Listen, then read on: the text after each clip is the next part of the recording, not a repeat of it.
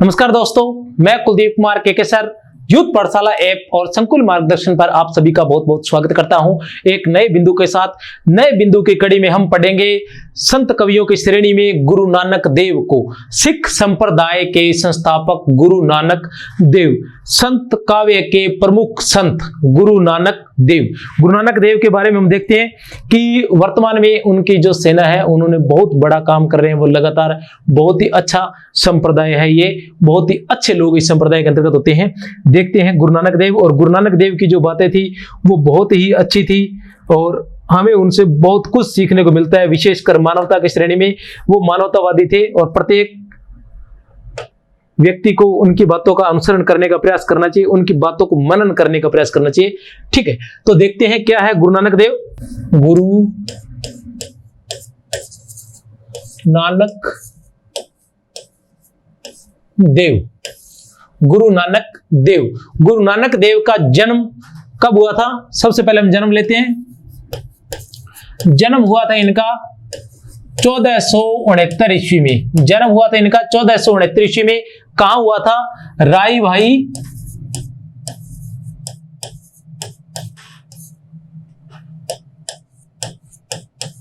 के निकट तलवंडी ग्राम में।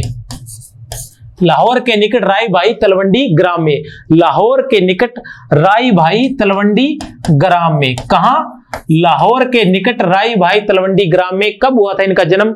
1469 ईस्वी में। कब हुआ था? 1469 ईस्वी में। निधन हुआ था इनका 1538 ईस्वी में। कब हुआ था? 1538 ईस्वी में। जो राई भाई तलवंडी है वो अब ननकाना साहब के नाम से जाना जाता है। सिखों का पवित्र स्थान ननकाना साहब किस नाम से जाना जाता है? अब ननकाना साहब के नाम से जाना जाता है। जहां इनका जन्म हुआ था वह अब ननकाना साहब के नाम से जाना जाता है। कब हुआ था जन्म? 1469 ईस्वी में हुआ था। राई भाई तलवंडी, लाहौर के निकट राई भाई तलवंडी नामक स्थान पर। निधन इनका 1538 ईस्वी में हुआ था। इनके पिता का नाम, इनके पिता का नाम कालू तथा माता का नाम था तृप्ता। इनके पिता का नाम था कालू और माता का नाम था तृप्ता। ये जाति इनकी थी खत्री। ये किस जाति से? जाति जो थी इनकी खत्री थी। ये किस जाति से थे? खत्री जाति से थे। किस जाति से थे? ये खत्री जाति से। इनकी पत्नी का नाम था सुलक्षणा। पत्नी का नाम था सुलक्षणा। दो पुत्र भी थे इनके। एक का नाम था श्रीचंद और दूसरे का नाम था लक्ष्मी चंद। एक का नाम था श्रीचंद और दूसरे का नाम था लक्ष्मीचंद। एक का नाम श्रीचंद और दूसरे का नाम लक्ष्मीचंद। श्रीचंद जो थे वो भी महान संत थे, महान भक्त कह सकते हैं। उन्होंने उदासी संप्रदाय की स्थापना की थी। श्रीचंद ने उदासी संप्रदाय की स्थापना की थी। किस संप्रदाय की स्थापना की थी? उदासी संप्रदाय की। किसके पुत्र थे? गुरु नानक देव की। गुरु नानक देव ने किसकी स्थापना की थी? सिख संप्रदाय की। और श्रीचंद ने उदासी संप्रदाय की स्थापना की थी। उदासी संप्रदाय से मैं आपको बताना चाहूंगा कि गुरु नानक देव ने 30 वर्षों की अवधि में, कितने वर्षों की अवधि में? 30 वर्षों की अवधि में पूरे भारत का 5 बार भ्रमण किया था। कितनी बार भ्रमण किया था? 5 बार भ्रमण किया था। 30 वर्षों की अवधि में 5 बार भ्रमण किया था। गुरु नानक देव के बारे में 2 कहानियां हैं जो मैं आपको बताना चाहूंगा। वो बहुत ही अच्छी कहानियां हैं, शिक्षाप्रद कहानियां हैं, तो मैं साथ साथ में वो भी आपको बताना चाहूंगा। कहानी क्या है कि ये भ्रमणशील क्यों थे, इसके पीछे एक कहानी है। ये जो गुरु नानक देव थे भ्रमणशील क्यों थे? इन्होंने 30 वर्षों की अवधि में 5 बार भ्रमण किया था। सॉरी, उदासी से याद आया, इसे उदासीन कहा गया था। इस यात्रा को जो भ्रमण किया गया था उसे उदासीन कहा गया है। उदासीन नाम से उस भ्रमण को नाम दिया गया है उदासीन। कितनी बार? 30 वर्षों की अवधि में 5 बार भ्रमण किया था, एक बार। तब इनके बारे में मैं बता रहा था कि ये भ्रमण क्यों किया था। भ्रमण की बात बता दूं कि एक बार गुरु नानक देव कहीं गए हुए थे, ऐसी किंवदंती है। एक बार किसी गांव के अंदर गए तो वहां के लोगों ने उनकी बहुत अच्छी सेवा की, बहुत अच्छी सेवा की। तो गुरु नानक देव जाते हुए उनको आशीर्वाद देते हैं कि सभी उजड़ जाओ। ठीक है, चलते गए आगे। शिष्य ये देख रहे थे कि गुरु नानक देव ने ये क्या किया, इन लोगों ने इतनी अच्छी सेवा की थी, रात भर रहने की व्यवस्था की, खाने पीने की सारी इतनी शानदार व्यवस्था की, इतना आदर मान सम्मान दिया। उसके बावजूद गुरु नानक देव ने गुरु ने इनको क्या आशीर्वाद दिया है? उजड़ जाने का आशीर्वाद दिया है। फिर वो दूसरे गांव में गए। दूसरे गांव में गए तो उन्होंने देखा कि उन्होंने कोई सेवा नहीं की, कोई आया कोई नहीं आया, उन्होंने कोई नाश्ते पानी की किसी प्रकार की कोई व्यवस्था नहीं थी, न उनके रहने की व्यवस्था थी। और जैसे ही वो आए उन लोगों को, उस गांव को गुरु नानक देव आशीर्वाद देकर गए कि यही बसे रहो। तो यह देखकर जो शिष्य थे वो हैरान रह गए। उन शिष्यों ने पूछा कि गुरुदेव ऐसा क्यों है, आपने ऐसा कैसे कहा कि जो लोग, जिन लोगों ने आपकी सेवा की उन लोगों को तो आपने कहा उजड़ जाओ, और जिन लोगों ने आपकी सेवा नहीं की, आपका मान सम्मान नहीं किया, उनको आपने कहा बसे रहो। तब गुरु नानक देव उनको कहते हैं कि ये लोग, जो लोग अच्छे हैं, वो अगर यहां से कहीं दूसरी जगह जाएंगे तो वो अच्छाई फैलाएंगे और धीरे धीरे पूरा संसार अच्छाई से भर जाएगा, चारों तरफ अच्छाई ही अच्छाई होगी। लेकिन ये बुरे लोग हैं, ये जहां भी जाएंगे बुराई फैलाएंगे, इसलिए अगर ये यहीं बसे रहे तो ठीक है। इसलिए अच्छे लोगों का भ्रमणशील होना जरूरी है। जैसे हम शिक्षा के बारे में कहते हैं कि शिक्षा जितना हम बांटेंगे उतना ही बढ़ेगी, इसी तरह से वो थे कि आपके पास ज्ञान है तो आप भ्रमण कीजिए और अधिक से अधिक उस ज्ञान का विस्तार कीजिए। इसी तरह की एक दूसरी भी थी जो पाखंड के विरोध में थी, एक दूसरी किंवदंती और है, लगातार बड़ी संक्षिप्त में मैं बता देना चाहता हूं आपको कि एक बार गुरु नानक देव जी हरिद्वार की तरफ गए हुए थे, तो वहां उन्होंने देखा कि कुछ लोग सूरज को पानी दे रहे थे। तो उन्होंने पूछा कि आप लोग क्या कर रहे हैं, तो उन्होंने कहा कि हम सूर्य को पानी दे रहे हैं। तब गुरु नानक देव अपने गांव की तरफ मुंह करके पानी देने लगे। उन लोगों ने पूछा, अरे भाई तू क्या कर रहा है?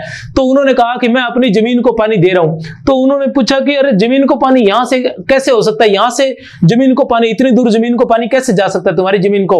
तो उन्होंने पूछा, उन्होंने कहा कि तुम किसको पानी दे रहे थे? सूर्य को। उन्होंने पूछा सूर्य यहां से कितनी दूर है?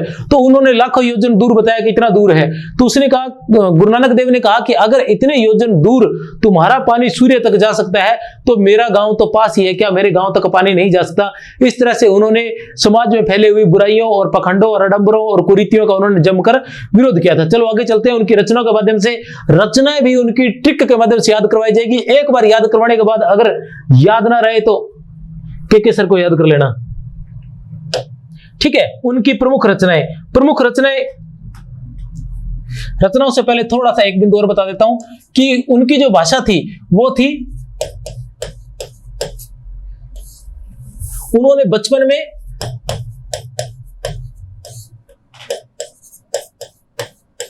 हिंदी, संस्कृत, फारसी,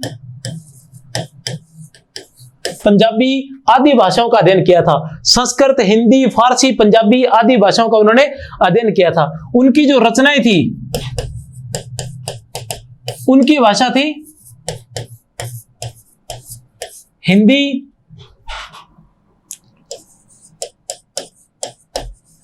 फारसी बहुल, पंजाबी, हिंदी, फारसी बोल, पंजाबी और पंजाबी। उनकी रचना जो थी, उनकी भाषा थी हिंदी में, उनकी रचनाएं थी फारसी, हिंदी, उनकी जो रचनाएं थी उनकी भाषा थी हिंदी, फारसी बहुल, पंजाबी और पंजाबी। ये इनकी प्रमुख भाषाएं थी। इन भाषाओं में उन्होंने अपनी रचनाएं लिखी थी। उनके जो बहुत से पद है वो गुरु ग्रंथ साहब में संकलित है। इनके बहुत सारे पद जो है वो गुरु ग्रंथ साहब में संकलित है। इसके अलावा इनकी जो प्रमुख रचनाएं हैं वो मैं आपको बताना चाहूंगा ट्रिक के माध्यम से।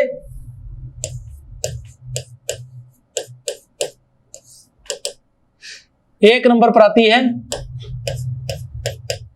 एक नंबर पर हमारे पास आती है नसीहतनामा, सॉरी जपू जी नानक दर्शन। एक नंबर पर हमारे पास आती है जपू जी नाम इसका जप्पू जी भी है और कुछ जगह जप्पू जी नानक दर्शन भी कहा जाता है।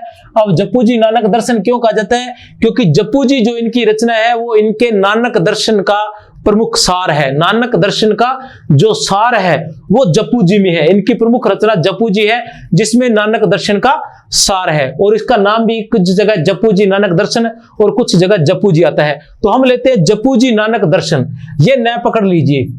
जप्पू जी नानक दर्शन न से नसीहतनामा, न से नसीहतनामा, जप्पू जी नानक दर्शन, न से नसीहतनामा, ना मा आ, ए पकड़ लीजिए। ए से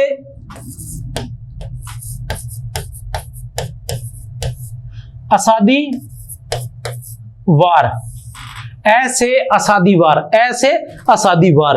अब रे पकड़ लीजिए, रे से रहीरासा, रे से रहीरासा, रे से रहीरासा। से पकड़ लीजिए, से सोहिला, से सोहिला। बड़े ही आसान तरीके से गुरु नानक देव की रचनाओं को याद किया जा सकता है। किस तरह से? सबसे पहले आता है जप्पू जी नानक दर्शन, जप्पू जी नानक दर्शन, न से नसीहतनामा, जप्पू जी नानक दर्शन, न से नसीहतनामा, आ से असादी वार, आ से असादी वार, रे से रहीरासा, रे से रहीरासा और से सोहिला। इस प्रकार हम नानक की रचनाओं को बड़े आसान तरीके से याद कर सकते हैं। कैसे? जप्पू जी नानक दर्शन, न से नसीहतनामा, ए से असादी वार, रे से रहीरासा और सोहिला। नसीहतनामा इनकी खड़ी बोली में लिखी गई है। नसीहतनामा जो है वो इनकी खड़ी बोली में लिखी गई रचना है। किस बोली में लिखी गई है? खड़ी बोली में लिखी गई इनकी रचना है। तो एक बार फिर से जल्दी मैं बता देता हूं। गुरु नानक देव का जन्म हुआ था 1439 में, निधन हुआ था 1538 ईस्वी में। जन्म 1439 ईस्वी में, निधन 1538 ईस्वी में। कहां हुआ था? राई बाई तलवंडी, लाहौर के निकट राई बाई तलवंडी नामक स्थान पर इनका जन्म हुआ था। इनका जो जन्म है वो अब ननकाना साहब के नाम से जाना जाता है, ननकाना साहब के नाम से जाना जाता है। इनके पिता का नाम कालू था और माता का नाम था तृप्ता। पिता का नाम था कालू, माता का नाम था तृप्ता और पत्नी का नाम था इनकी सुलक्षणा। पत्नी का नाम था सुलक्षणा। उनके दो पुत्र थे, श्रीचंद और लक्ष्मीचंद। श्रीचंद और लक्ष्मीचंद। श्रीचंद जो थे वो भी महान संत थे। उन्होंने उदासी संप्रदाय की स्थापना की थी। किस संप्रदाय की? उदासी संप्रदाय की। श्रीचंद ने उदासी संप्रदाय की स्थापना की थी। जो गुरु नानक देव थे वो संत काव्य से संबंधित है। उन्होंने 30 वर्षों की अवधि में, कितने वर्षों की? 30 वर्ष की अवधि में संपूर्ण भारत का 5 बार भ्रमण किया था। 30 वर्ष की अवधि में संपूर्ण भारत का 5 बार भ्रमण किया था, जिसे उदासीन के नाम से जाना जाता है। गुरु नानक देव में बाल्यावस्था में गुरु नानक देव जी ने बचपन में अरबी, संस्कृत, हिंदी, फारसी और पंजाबी का अध्ययन किया था। इनकी जो रचनाएं हैं वो हिंदी में, फारसी बहुल पंजाबी और पंजाबी में है। हिंदी, फारसी, बहुल पंजाबी, मतलब ऐसी पंजाबी जिसमें फारसी शब्दों का अधिक प्रयोग किया गया है और पंजाबी इनमें है। इनकी जो प्रमुख रचनाएं हैं वो है जप्पू जी नानक दर्शन, न से नसीहतनामा, ए से असादीवार, रे से रहीरासा और से सोहिला। ये इनकी प्रमुख रचनाएं हैं। इसी के साथ जय हिंद, जय भारत याद करते रहिए लगातार, और लगातार क्लासें आती रहेंगी।